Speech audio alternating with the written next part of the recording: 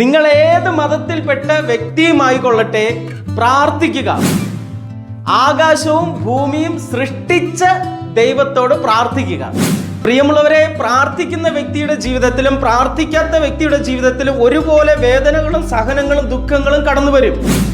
എന്നാൽ പ്രാർത്ഥിക്കുന്ന വ്യക്തി തൻ്റെ ജീവിതത്തിൽ കടന്നു വരുന്ന വേദനകളും സഹനങ്ങളും എല്ലാം ദൈവത്തിൽ സമർപ്പിച്ച് അത് ദൈവം പരിഹരിച്ച് തരുമെന്ന വിശ്വാസത്തിൽ മുന്നോട്ട് പോകുന്നു.